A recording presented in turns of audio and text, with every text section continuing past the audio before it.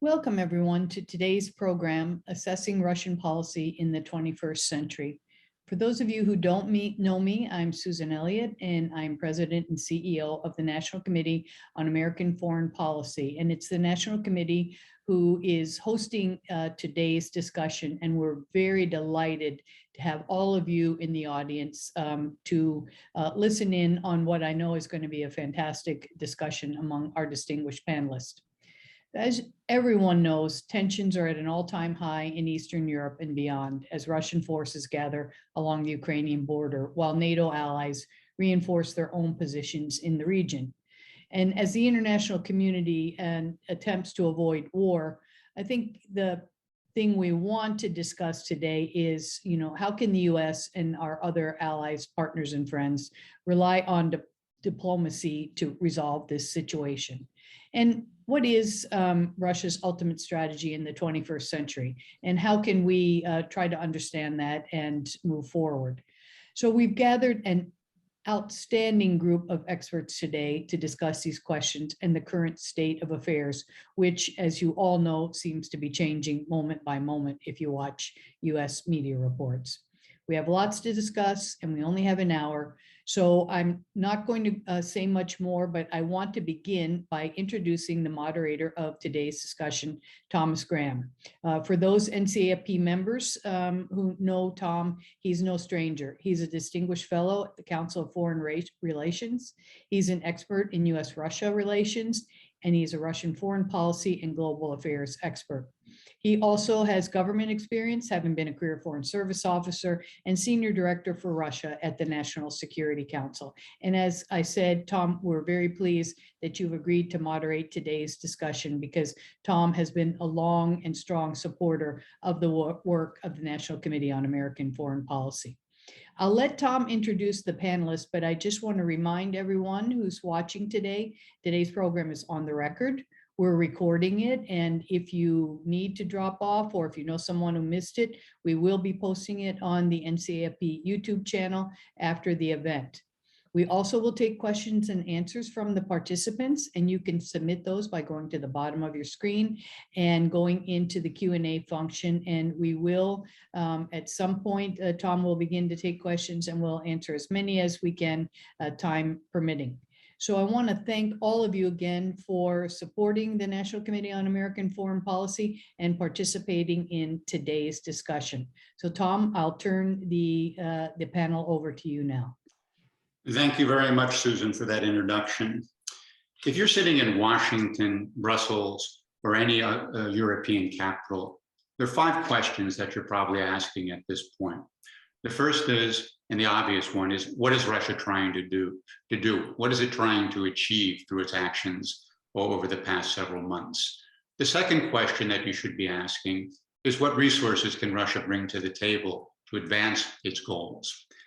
And then, even more important, it is, what are we trying to achieve? What's at stake as far as the United States and our NATO allies and partners are concerned?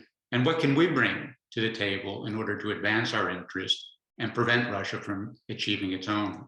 And then, on the basis of answers to these 4 questions, you develop policy, and that is to answer the question, what is it possible to achieve at this moment that advances our interest in the most efficient and effective fashion?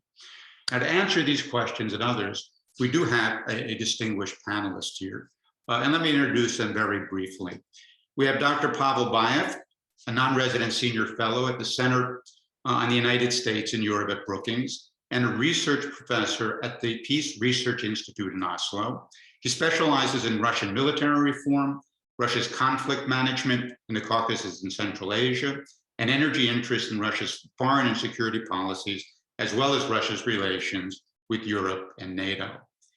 We also have with us Dimitar Bechev, a non-resident senior fellow with the Atlantic Council's Europe Center. He's also a research fellow at the Center of Slavic, Eurasian, and East European Studies at the University of North Carolina at Chapel Hill, and the director of the European Policy Institute, a think tank based in Sofia, Bulgaria. And finally, Dr. Martha Brill Olcott. She was a senior associate, and I might add, a colleague of mine at the Russia and Eurasia program at the Carnegie Endowment in Washington, D.C. She specializes in the problems of transition in Central Asia and the Caucasus, as well as the security challenges in the Caspian region more generally. So with that, let's begin. And the first question I'd like to pose is to Pavel, which is the first question that I pose, which is, what is Russia trying to do?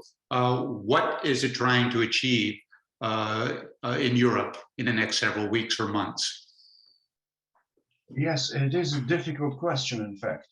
It should have been clear by now after the duration of the crisis, but it is not, in fact. And we can certainly see that this is a crisis like no other. And truth be said, kind of most of the crises that Putin organized during his reign were unlike one another. Syria was different from Libya. Crimea was different from Donbass. Even his second Chechen war was different from the first one. What they all had in common was that they were nicely contained, isolated, very kind of much limited to a very particular region. This one, however, has a huge scale. And we have a peculiar discrepancy here between the claims, so to say, between Russia's ultimatums and demands and Russia's actions. What Russia is doing is, in this case, remarkably clear, clearer than in many other cases. Concentration of the troops ready to attack Ukraine. While its diplomacy is not at all about Ukraine, it's all about NATO, European security architecture, other goals.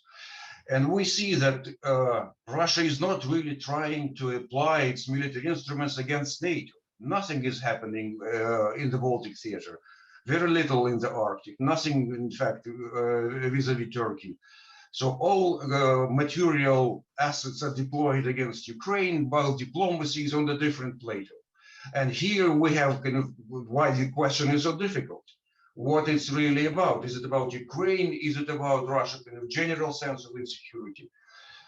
And I have an answer which is probably kind of peculiar and not really on the table. My feeling is that what Russia is really trying to achieve is to legitimize its annexation of Crimea. It puts pressure on NATO, on Ukraine. It poses kind of absolutely unacceptable maximalist demands.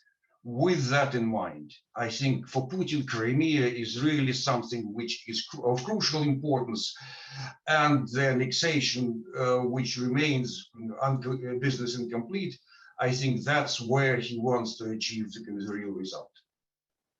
So the real goal here is Crimea. Dimitar, perhaps you could help us from your perspective. What is Putin trying to achieve? What is Russia trying to achieve? And perhaps more important than that, if you could devote a little time to answering the question, why now? Why does Russia believe this is the right moment to press for its goals in Europe? I see a constellation of factors. Some have to do with Ukraine, some have to do with Putin himself, and some have to do indeed with the United States. The Minsk agreement has gone to an impasse. Back in 2015, it looked as if that's a formula for resolving conflict, but it amounted to little more than a de-escalation device. The whole long-term agenda that Minsk had charted, and of course it's a matter of dispute between the Ukrainians and the Russians. What is the scope and the depth went nowhere. Secondly, Zelensky evolved. When he gained office, he was seen as somebody who would be willing to cooperate with the Russians and make some positive moves. But lo and behold, now he wears the mantle of a Ukrainian nationalist, partly forced by the circumstances. So he hasn't been necessarily amenable to Russian interests as expected. There is also the Biden factor. When Trump was in power, there was no predictability. So even if Trump was prepared to strike a deal with Russia, there would be pushback inside the US, whereas Biden is somebody you can actually you can negotiate with, and if there is overlap of interest, I think the Russian side, and of course this is widely speculative, I don't know what's going on in Putin's head, but if Biden is on board, I think the Russians feel that they can leverage the US to force a geopolitical deal on the Ukrainians. And that's a theory that could be disproven by the events. But I think most fundamentally, and that's my take on the issue, is that Russia feels that time is not working in its favor. As time goes by, Ukraine shifts more and more towards the West. And NATO is just one part of the equation. Of course, now we have 50% plus supporting NATO membership, but relative to 15% back in 2014. But there's the EU as well. Ukraine, for all intents and purposes, has reoriented its society, its economy towards the EU. And you can be cynical about Europeanization and the whole promise of European integration, but it's working at the grassroots level.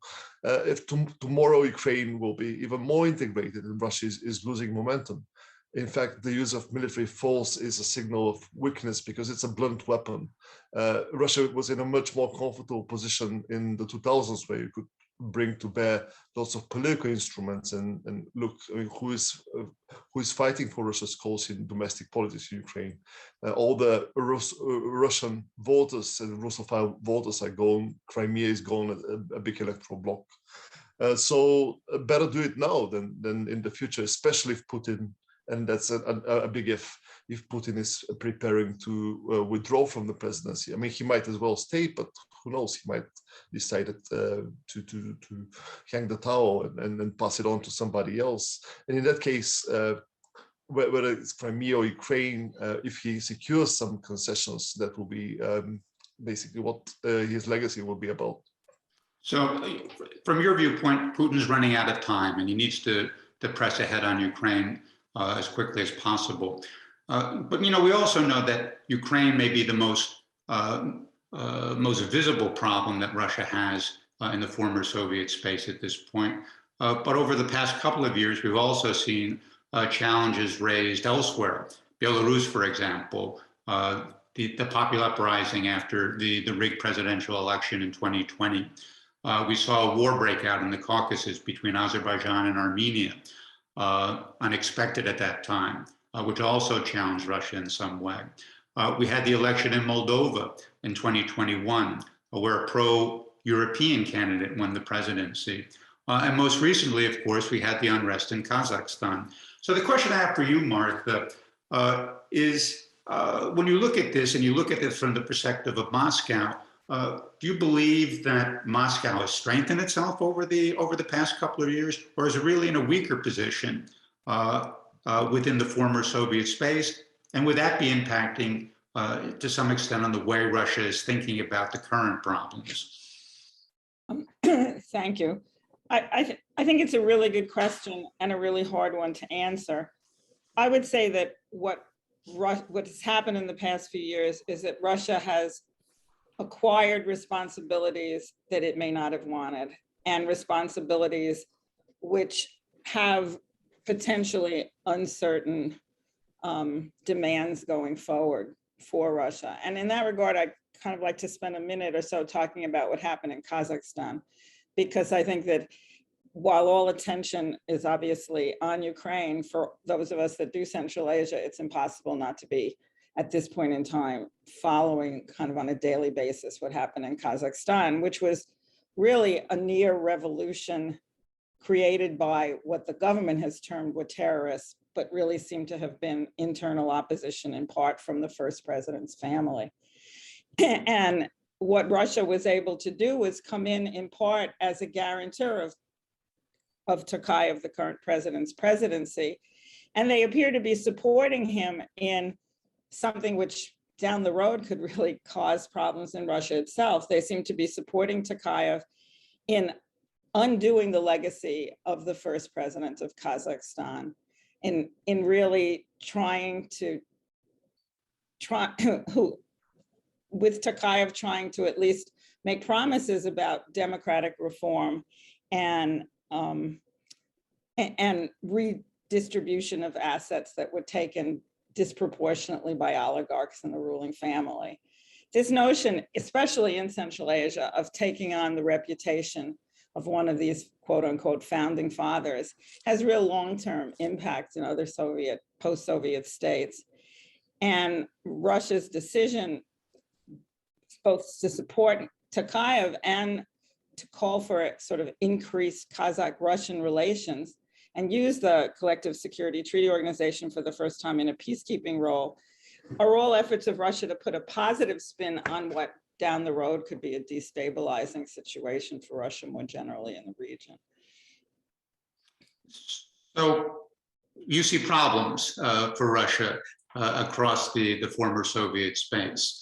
Perhaps one bright spot, or at least people think a bright spot, is the increasingly close strategic alignment between Russia and China. President Putin, we know, was in Beijing on February 4th for the opening of the Olympics, where he gained the Chinese support for what he's trying to do in Eastern Europe. Issued a statement that is clearly aimed against the United States at the global stage. I guess the question I have for Pavel is, where does China really fit into this equation at this point? And do you see any sort of significant differences between China and Russia that in fact might limit the extent to which China is prepared to support what Russia is doing in the European theater? I don't think China fits very well in this crisis. And I don't think Putin's visit to Beijing was very successful. Yes, there was this statement. And what we can see in this statement is joint point about against NATO expansion. But China was always against alliance expansion. In fact, in the statement, it was much more about US alliances in Asia Pacific than about NATO. Ukraine is not mentioned at all. And I think Putin got a clear signal from China that it doesn't want to see a major military conflict in Europe. It doesn't want Russia to initiate a war. I think tensions are fine as far as China is concerned. Russia is deflecting a lot, taking a lot of attention on itself, diverting it from China. It's kind of making it impossible for Biden to focus on China. But starting a war is a different matter. And I think the signal from China is one of the key reasons why Putin has opted for de-escalation. Okay, so if he does. So, well, we'll wait to see how this plays out over the next several weeks, of course. So the one final question I want to ask as we try to think about Russia and what it's trying to do is, to what extent is what we're seeing a consequence of Putin personally as the Russian leader, or to what extent is this a problem that we're going to face with Russia going forward? So to put this in other terms, do we have a Putin problem that will go away at some point when Putin eventually steps down from the Russian presidency?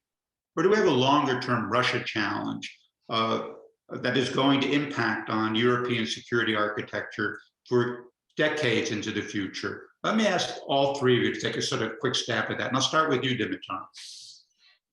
Well, it's a bit of both. I mean, it's difficult to answer. Obviously, Russia sees itself as the preeminent power in the post-Soviet space. And under any leadership, it will probably try to retain this position. Where Putin features in this equation is his ability to take risk and to use military power. And that's obviously lessons learned through his tenure, especially his, after his return in 2012, his conviction that military power works. So, yeah, I mean, we have a Russia issue, which is structural, but you cannot discount leadership and the type of system and personality, leadership style that Putin developed. So it's a little bit of both, but clearly Putin is a significant factor at this point in the way Russia expresses its needs on the European stage. Martha, from your perspective, what is it? I think it's really going to depend upon whether Putin succeeds with what he's doing right now. I think it's the legacy that he leaves will shape what options the successor has. If he invades Ukraine and if it has a devastating economic effect on Russia, then obviously the successor will have to find a new strategy for enhancing Russianness, because I think there will be that Russia will continue under his successors to see them itself as a great power or potential great power or restoring great power.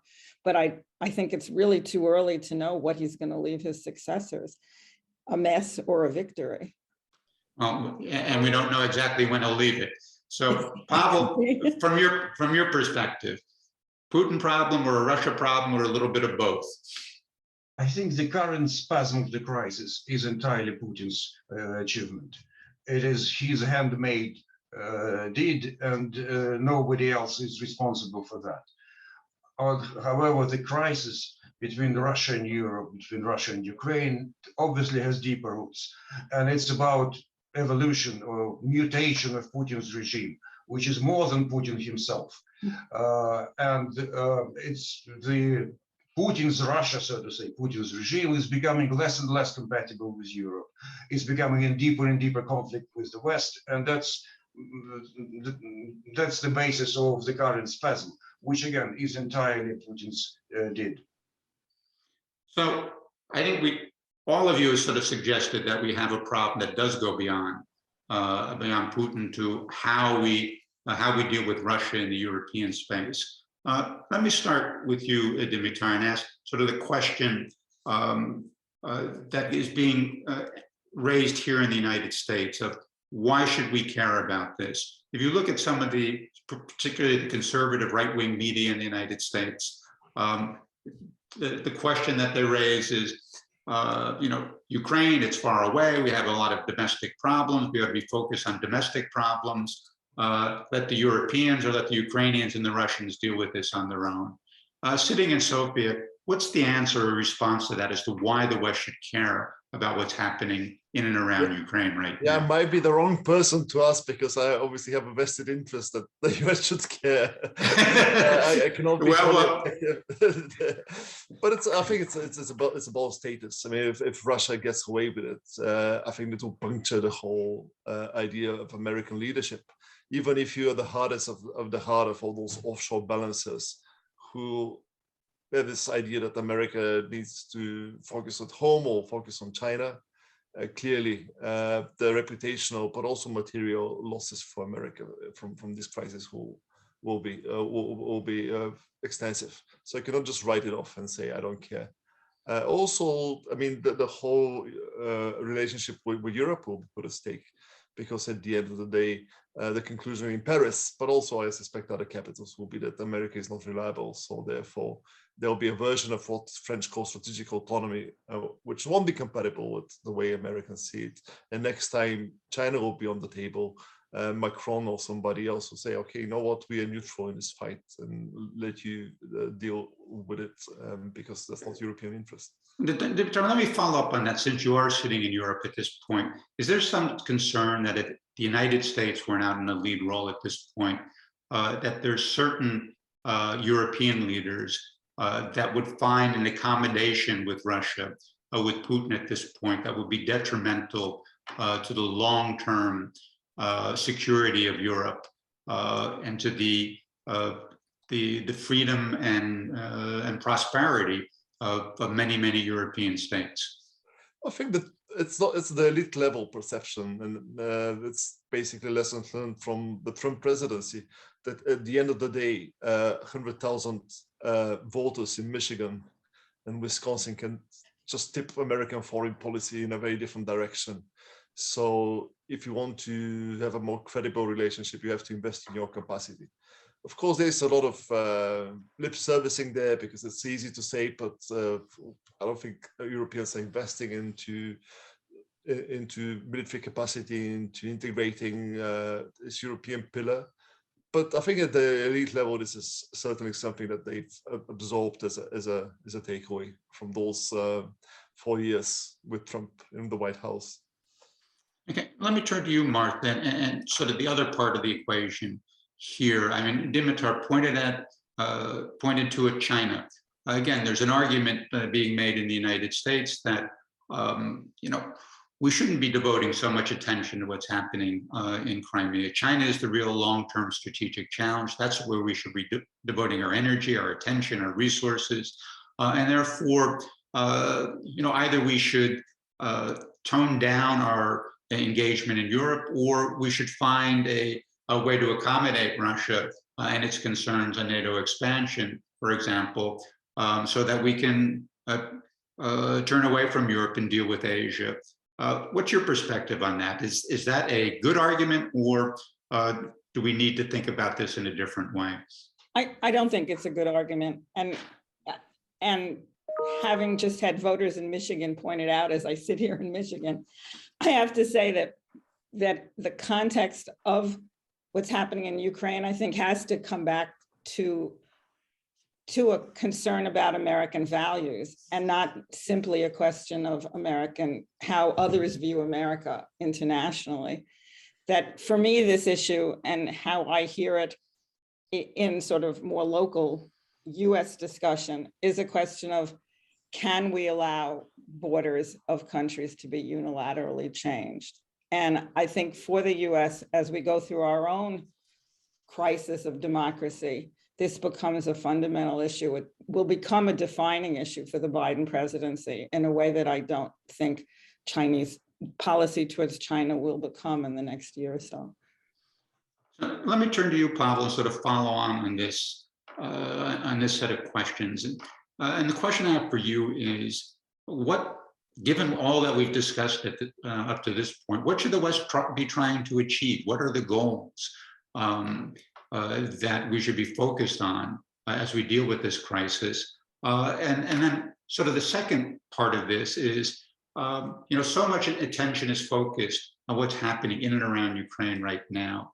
But as I listen to the panelists, there's a longer term problem here as well. So perhaps we should divide this up. What should we be trying to achieve in the short term?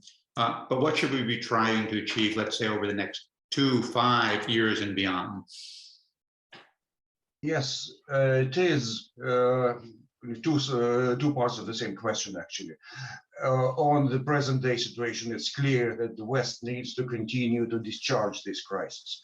The de-escalation momentum is still very fragile. It can turn bad at any moment. There is a need to sustain this momentum. And I think generally what has worked so far for West is denial of surprise. Putin loves to have the initiative. He loves to play white. But step after step, his moves were exposed. And counter strategy was devised against every his move that I think was really upsetting for him. So keeps this momentum going, I think, is important in this crisis, and I do believe that it will be possible to achieve de-escalation in the coming weeks. The further task is to prepare for the next crisis, because Putin will not swallow the setback easily. He will certainly try to take revenge for that and orchestrate the next one, because the conflict between his regime and Europe and the West is going deep. It is fundamental, and he has only the military instruments to rely upon in doing that. And as we have seen from last spring to this crisis, he needs to raise the stakes. So the West needs to kind of increase its resilience to this pressure. And I think Ukraine, again, might be a key to that. There is a need to help this struggling state to find stronger footing, not just militarily, but economically and socially. And I think every bit of help to Ukraine becomes a guarantee that the next crisis will be more difficult for Putin to orchestrate. Okay, let's finish up here with I think the question that is on everybody's mind right now, and that is, to what extent do you believe that we're going to see a significant Russian military incursion into Ukraine in the next several weeks? Is there still a diplomatic track that is viable, and what might a diplomatic resolution, a diplomatic sort of agreement that would diffuse the crisis look like and still be beneficial to the United States and its European partners? Let me start with you, Dimitar. Well, I'm a bit more encouraged after Scholz's visit to Moscow. It seems that the Russians want to allow some space for the diplomatic conversation.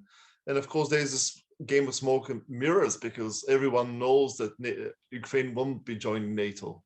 But on the other hand, the nature of the organization doesn't allow NATO and the major stakeholders to say it openly.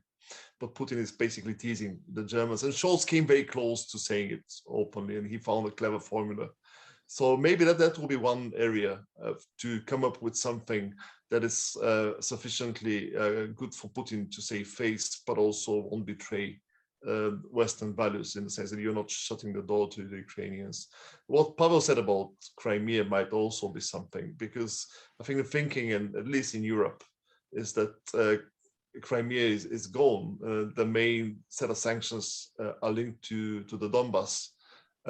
So, of course, you cannot say it openly to recognize annexation and violation of international law, but maybe there is a space to agree to disagree and to just give some signal that Crimea is Russia for the time, for foreseeable future.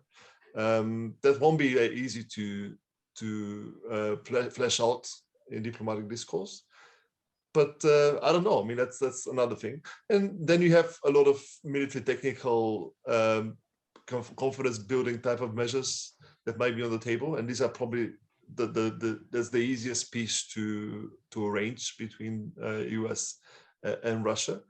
So, but essentially, when there is a will, there is a way. But going back to what Pavel had to say, there's just one individual who calls the shots on this one. His name is Vladimir Vladimirovich Putin. We don't know what's going on in his head, and whoever tells you that they know, I think they're lying to you. Dimitar, let me sort of press you on one point. As you've seen, I think, from the Russian response to the Western response to the initial draft treaties that the Russians proposed, that the Russians are very hard over on this matter, that those three principal demands that they made have to be addressed in some way.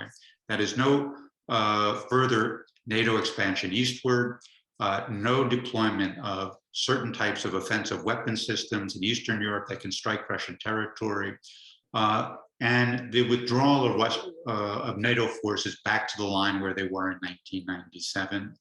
The Biden administration has been quite clear that other than the deployment of certain types of weapon systems, the withdrawal of NATO forces, no further eastward expansion are not on the agenda.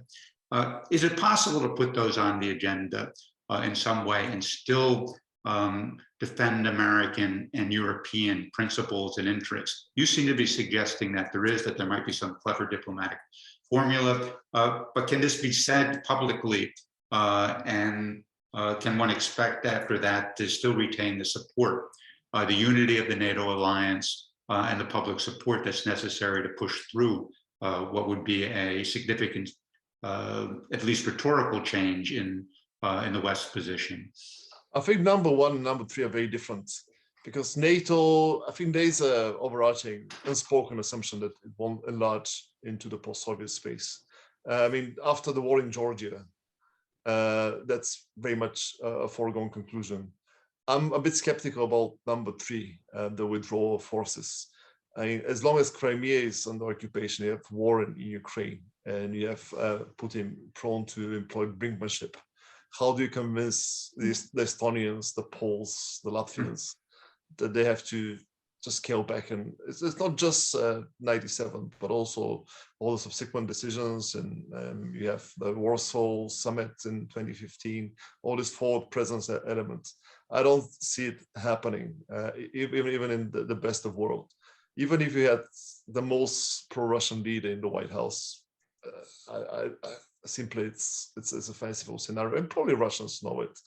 I mean, maybe I'm engaging in wishful thinking when I interpret the Russian position, but you start with a long laundry list of everything, but the bottom line is somewhere else, and the question is where the bottom line is. And I'd love to hear from the other panelists what they think about this. Exactly. And I'll turn to you, Mark. The same set of questions. How likely do you think a significant Russian military incursion in Ukraine is in the next few weeks? Is there still a diplomatic track, and what might a diplomatic resolution that would diffuse the crisis look like?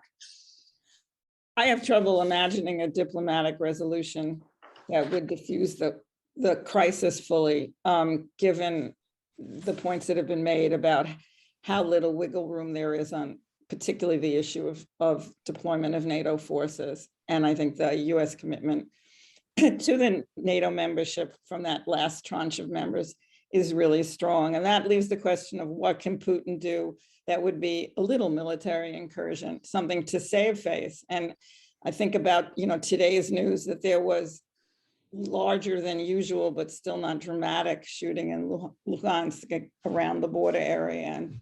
And a nursery school or a kindergarten had to, the kids had to go into hiding, go into the basement. I mean, I think I suspect that, again, Putin's hard for any of us to read, and certainly I don't have an insider clue to his brain, but it seems to me that he has to be looking for something that will raise the flag of I wouldn't say necessarily Russian occupation of Ukraine, but raise the flag of a destabilized Ukraine militarily without an all-out invasion. And whether he can do that in the occupied provinces alone is something I just don't know the answer to. But that would be where I would look for his actions. And again, if he can do it by sparking non-Russian troops to do something, I think that would be to his advantage.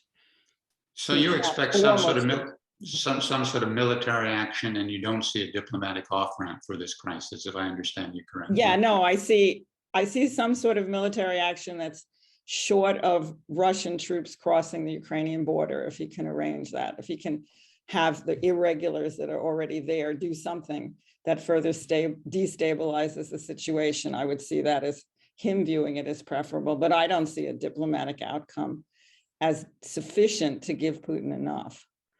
So, Pavel, I'll give you the last word on this. So the same set of questions. How likely is a significant Russian military incursion in the next few weeks? Is the diplomatic track still viable? And if it is, what might a diplomatic resolution of the current crisis look like that would be satisfactory from the Kremlin standpoint and acceptable in Western capitals? Yeah, I think it is difficult to believe in this diplomacy, because what Russia has been doing wasn't diplomacy at all. It's a combination of bluffing and blackmail, which cannot really be called diplomacy. And what is surprising is that in this particular crisis, it is Lavrov and his diplomats who are playing hawks, who are kind of playing the hardest of all balls, while the usual Russian siloviki are really keeping low profile. And the contacts, limited as they are between the military, for instance, between Shoigu and British Defense Minister, are far more constructive and useful than contacts between Lavrov and British Foreign Secretary. So if there is a hope in this situation, it's not with the diplomats and not with kind of second channels, engaged as some think tanks in them are. I think it is with the military, and Shoigu, unlike Lavrov and many others, is his own man, with a lot of experience, with a lot of support in the ranks.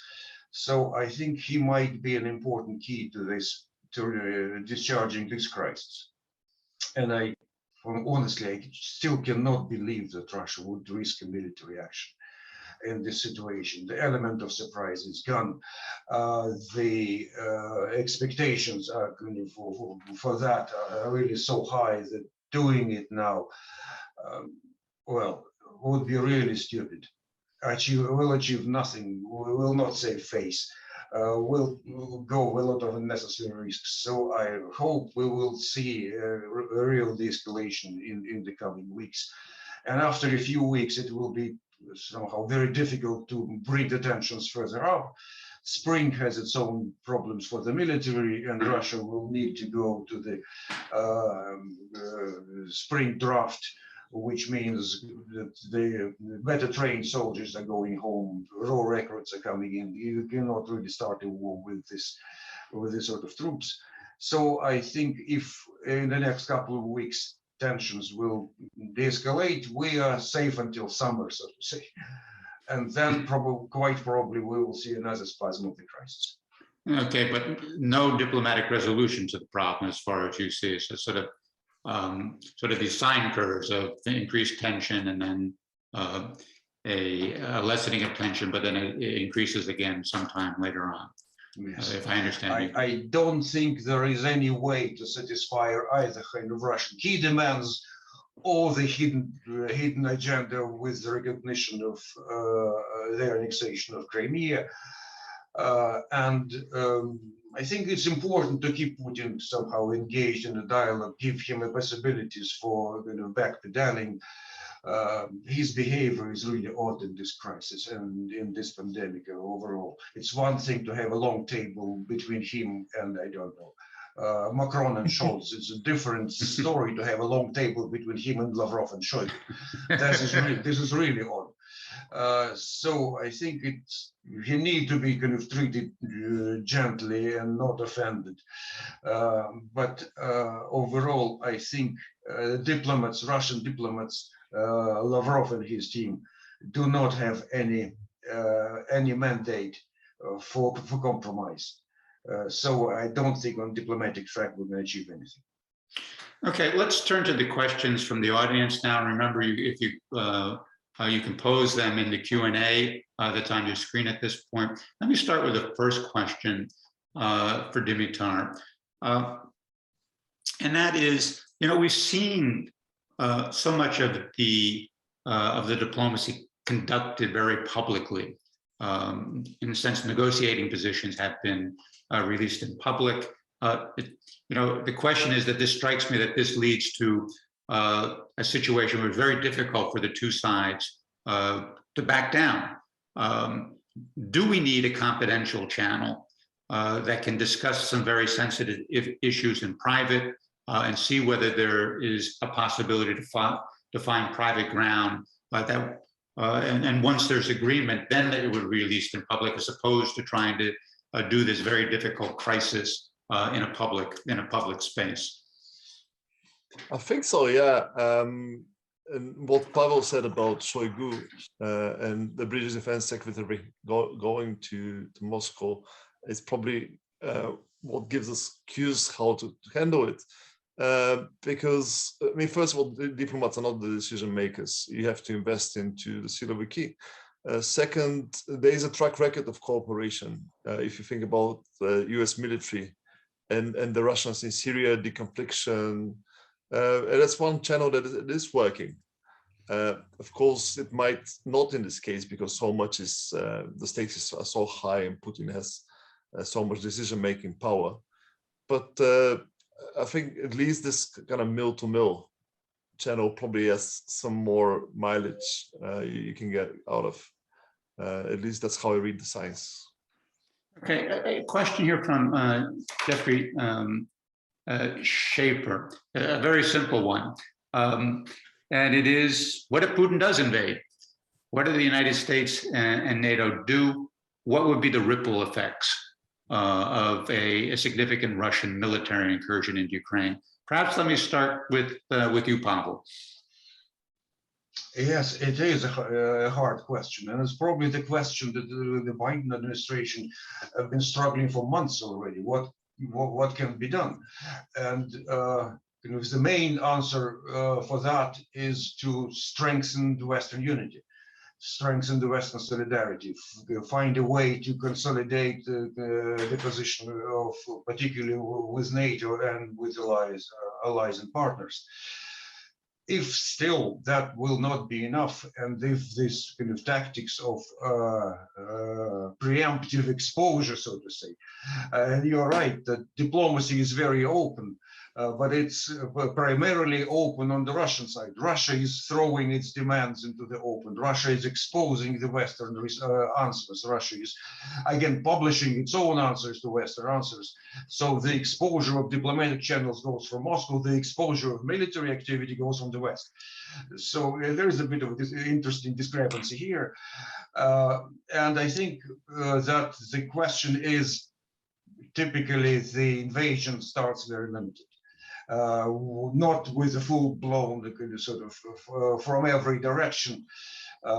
It will be kind of a slow start to the whole thing with kind of some provocations and some airstrikes and some response. I think it is the the determination shown by the West on this stage that will decide whether it will escalate further or not. Okay, we have another question here from Terry Wood. I could paraphrase it. Is it time to rethink European security architecture, and what could be done that would make countries like Russia more of a stakeholder in it, and that would still be acceptable to other European powers in the United States? Who would like to take that? Dimitar, perhaps you. I'm very skeptical about this one because this whole discussion, it has gone in circles since the 1990s, as you well know. I mean, the latest iteration was under Medvedev with the security treaty the Russians proposed, but it didn't go anywhere. And my problem, maybe again, this is my bias coming from a small peripheral member state of NATO, and it's very often these discussions presume that there will be the big guys sitting on the table. It will be US and Russia, maybe with a bit of France, Germany in the UK, and sort of in a latter day concept of Europe set up the boundaries. But what we've discovered, and that's one of the lessons from Ukraine as well, is that all those other countries have agency. I mean, it has to be run by the likes of Poland, the Baltic countries, the host of Eastern European allies. There are lots and lots of stakeholders in this game. And I don't see any momentum towards redrawing the security arrangements in Europe. Certainly not with this leadership, not after Crimea. What you see is the entrenchment on both sides. So I'm very skeptical. So, Dimitar, does that mean that what we're seeing now is the future as well? Even if we manage to diffuse this crisis, that intermittent crisis of the same dimensions are going to reoccur over the next several years until either something changes in Russia or something changes in Europe and the United States. That's a fair assessment. I don't see any light at the end of the tunnel. It probably will be more of the same. As long as there's Ukraine, I mean, the Donbass is not going anywhere, and the set of incentives on both sides are the same. So why should anything change in the dynamic? Go ahead, Martha. Go ahead, jump in. Yeah, I think one thing that's really important to point out is that what's happening in Ukraine is a post-Soviet dispute. That when you talked about some of the other things that have happened in recent years, fighting again between Armenia and Azerbaijan, the incursion into Georgia in 2008, those were all crises that in some way had their beginning when the Soviet Union existed, as it was breaking up. But what Russia did in 2014 in Ukraine was fundamentally a change in the security environment that was post-1991, the 1992 security environment.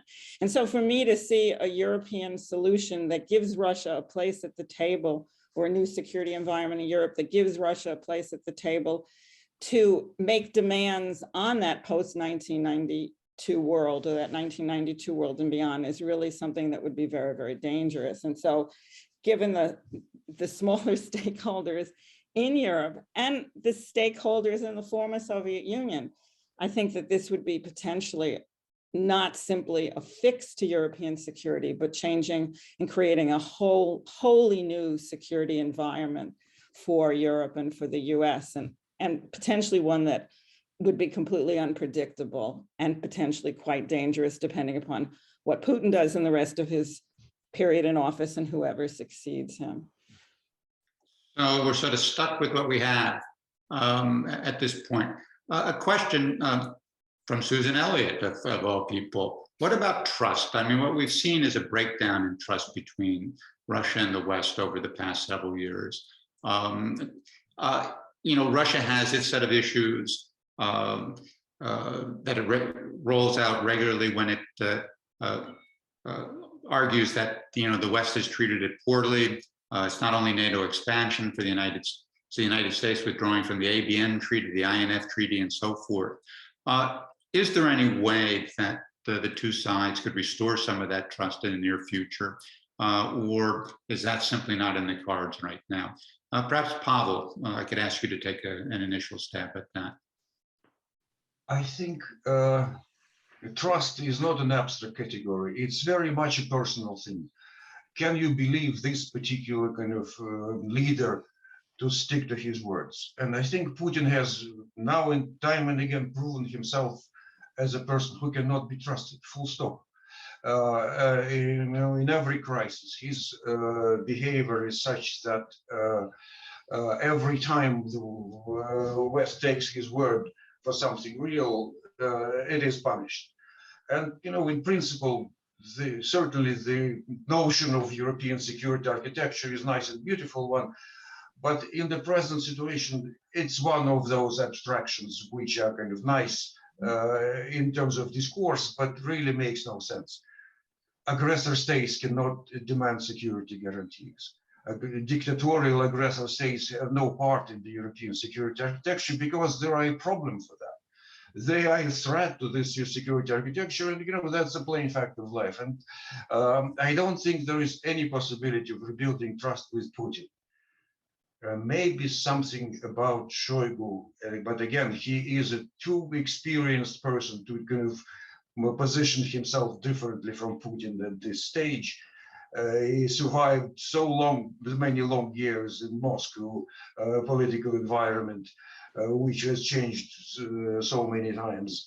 But I think if there is a person in Moscow with whom some sort of trust-based relationship might be gradually developed, it's him. Okay, so basic argument is that we have to get beyond Putin if we're going to resolve sort of this problem or even have a chance for doing it. Let me pose a question from George Kroll. Let me see if I can paraphrase this properly. We are experiencing, I think it's quite clear, significant problems inside the United States, the polarization, inflation, the pandemic, cultural wars, and so forth. And many people abroad see this as evidence that we're reaching the end of the era in which the United States dominated the global system. Are, in fact, some of the things that the Russians and Chinese are doing at this point sort of evidence that they sense this era, this end of this era? They realize that a new international order is emerging, and what they're trying to do in Europe and in East Asia, and particularly, is to shape that new order in ways that are beneficial to their interests going forward. Dimitar, do you want to take a stab at that? I mean, that's self-evident that that's the case, but there's always fine nuance because, I mean, China is a different animal than Russia. I mean, it is on the rise. Its footprint is seen in any region around the world, whereas, as I said in the opening, Russia's position in the region is not guaranteed because by any power metric, of course, military power is one, but there are so many other dimensions of influence and power. Russia is on the back foot. So even if there's a multipolar order, Russia is one of the big players, maybe not on the same level as the US and China. The future is not as reassuring to Russian elites. It's not very clear what will happen in 20 years' time. Whereas if you're Xi Jinping, you've warranted to have a much more upbeat projection about your country in the future. Anyone else want to jump in on that? I might probably add a word. And Okay, certainly when we're speaking about the end of US domination, it generally finds a positive resonance in many political quarters. Nobody likes being dominated. And I don't think United States are interested in being kind of the dominator, so to say, in most of the current crisis. Leadership is a different story. And I think reshaping the US position in the world from domination to leadership is a task which is entirely doable. As for the order, I think the difference is that China has benefited a lot from the order that existed in the last 20 years, so to say, while Russia was sinking down in that order. So I think there is an important discrepancy here, and it is possible to look deeper into that. and to kind of restrain Russia's attempt to break every order which exists in Europe, and making China, in a sense, implicitly, indirectly, a force that adds to restraining Russia. Okay, another question from Dick Howe, and I'll paraphrase it a bit. The fundamental question is how credible are the threat of sanctions? If you're looking at this from the standpoint of the Kremlin. Now, the Kremlin has amassed international currency reserves of over $600 billion. It has a $200 billion national wealth fund. The Russians claim that they've in a sense made their country resistant to Western sanctions. So answer the basic question: are the Russians right, or do you think that the sanctions that the United States and its European partners are thinking about will be credible, that they will carry through on them despite the collateral damage it might do to some European countries and the United States itself? Who would like to try that? Martha? I think that the US will carry through on them, and I think that sanctions are problematic. I think that it won't have a big short-term impact on the Russian economy. I think it will have a longer impact, though, on China's position in Europe, which I think will be strengthened through a sanctions regime against Russia. And I mean, that goes back to the question before to some degree. I really see Russia and China benefiting very differently from this kind of crisis. And that's one of the reasons I think that it's easy for China to be verbally supportive of Russia at the Olympics, but that there is a basic tension between the positions of the two countries. Anyone else on the issue of sanctions and their credibility? Yes, I think about. Go ahead, Dimitar, why don't you start first and then we'll go to Pavel. I mean, if you turn the clock back before Crimea, Putin was very dismissive of sanctions. And he didn't believe there would be sanctions because the lessons learned from Georgia was that the Western response was very weak. But even the Germans went along with the sanctions. And of course, they haven't upended the Russian economy. There's a lot of resilience and so on and so forth. But it doesn't feel fine. I mean, it is depressing growth. Sanctions are a problem, especially the layer of sanctions imposed after the Malaysian flight got downed and the Donbass went up into flames. So sanctions are irritant, and there is scope to ratchet them up with SWIFT and other measures. So it's not, there are many more arrows that the West can pull. Yes, I think there are sanctions and sanctions, definitely, and that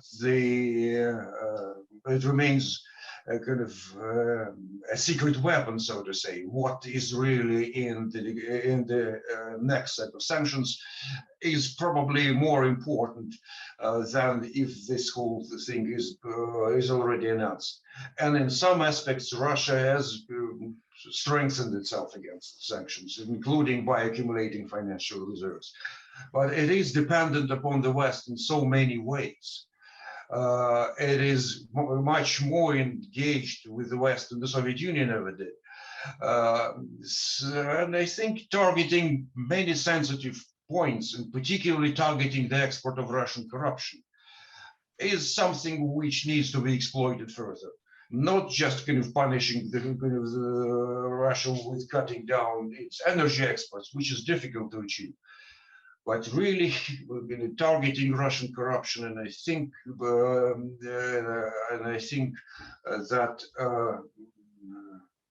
that probably is the most promising avenue, and that's why Navalny, from his prison cell, is pointing exactly in this direction. Let me ask one final question here.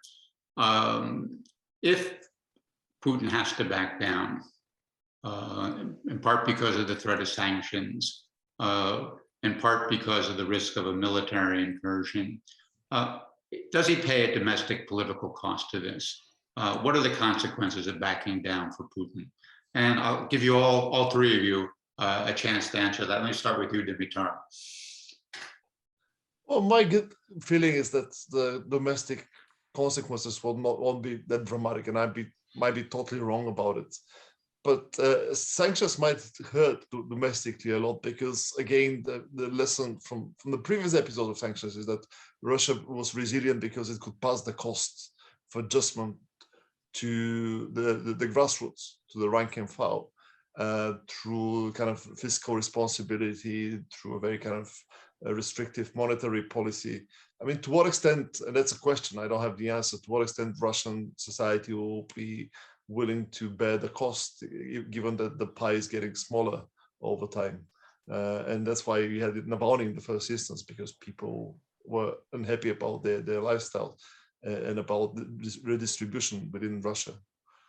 So in a sense, Putin would be better off backing down than he would be going forward as far as domestic consequences are concerned. Martha? Yeah, I agree. I think that especially as we increasingly understand how populations can accept a definition of reality that sometimes deviates from reality itself, and Putin's control and the regime's control there of media is so great that the key for him will be to have some nugget he can define as a victory or a stalemate that creates the possibility of a victory moving forward in order to obviate the domestic consequences of backing down. Like Dimitar said, sanctions have more consequence, especially in the longer run, unless he achieves a great military victory, and that takes us to a different panel discussion and way beyond our time. So Pavel, I will give you the last word. Thank you. I think it's a remarkable feature of this crisis that there is no, so to say, domestic political mobilization in Russia for the war. There is no war propaganda. There is certainly a lot of anti-Ukrainian campaign, for sure. There is a lot of anti-NATO claims and so on, but no real attempt somehow to boost patriotic morale and saying that we need to essentially resort to arms. So that makes it easier for Putin to back down, and I think Russians generally would be relieved. And so it's not difficult for him to do it domestically, and I think even the resolutions in Duma about possible recognition of Donetsk and Luhansk Republic generally paves the way for some sort of military, at least, de-escalation, and I think for Putin that wouldn't be a problem. He won't have to justify his retreat for the domestic audience. There's a lot more we could discuss. This is an infinitely complex problem, but I want to thank the three of you for your insights. I think it's been an intelligent conversation. I hope the audience has come away with a much better understanding of what is playing out, what is at stake, and what the possibilities are going forward. So thank you very much, and thank all of you in the audience for listening and for your questions. Bye now. Very good. Thank you.